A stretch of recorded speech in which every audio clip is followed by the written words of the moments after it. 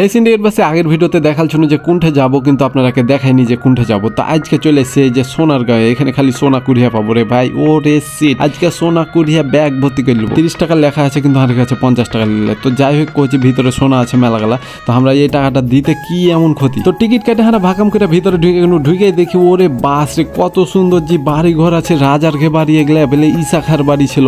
তো হাম করছি ঈশা খার তো মেলায় সোনা দানা থাকবে, এগুলাই কুড়াইতে হবে। তো ঢুকতেই বাম দিকে দেখছি একটা গৈঠা আছে, তো গৈঠার পাঞ্জার একটা হেভি সুন্দর বাড়ি আছে। তো কইছে এখানে ছবি টবি তুলতে হবে। আর ভাই এখানে সোনা দানা পেরে থাকার সম্ভাবনা সব থেকে বেশি, কারণ এখানে হচ্ছে এই গৈঠার পাঞ্জরি হচ্ছে একটা সুন্দর বাড়ি আছে, আর এখানে তো রাজা থাকবে, তাই লয়? তো রাজার তো রানী থাকবে অবশ্যই। রানী যখন এখানে হাত মুখ ধুইতে আসবে, গোসল করতে আসবে, তখন আর হাতের বালা পড়ে যাবে, তারপর নাকের হচ্ছে নাক ফুল পড়ে যাবে, তারপর কানের দুল পড়ে যাবে, মানে এগুলা পড়ে থাকবে, আর আমি কই ঢেলবো।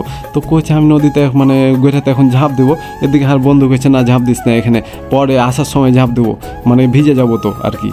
তো যাই হোক কইছি তাহলে পরে আসার পাখি ঝাঁপ দেবো এখানে। তো অন্য জায়গায় যাই, তো এখানে দেখছি এখানে ঢুকতে ফের 100 টাকা টিকিট নেবে। আমি বলছি না ভাই, আমার কাছে আর টাকা পয়সা নাই, আমি টিকিট কেটে ঢুকতে পারবো না। তো যেখানে ফিরে ঢুকতে পারবো সেখানে আমি যাবো। তো এখানে যাচ্ছি, তো এখানে দেখছি ফের এরা টিকটক শুরু করে দিয়েছে। তো এরা ফের কি টিকটক করছে আপনারাকে যদি না দেখে, তো আপনারা একটু মন খারাপ করবেন। তো আপনারাকে একটু দেখে দিই। তো হইলো এখন হচ্ছে এখানে দেখেন গরুর গাড়ি আছে। তো এই এখান থেকে ঢুকে এখানে একটা জাদুঘর আছে, এখানে কি আছে আপনারাকে সব কিছুই দেখাবো। তো এখানে যেমন ঢুকবো দেখেন কত রকমের বাহারি পতাকা টেঙে থেছে, নিজেকে একটা ভিআইপি ফিল আসছে ভিতরে। তো এই বিল্ডিং এর ভিতর কি আছে আর পরের ভিডিওতে দেখাবো। টাটা বাই বাই, থাকেন ভালো।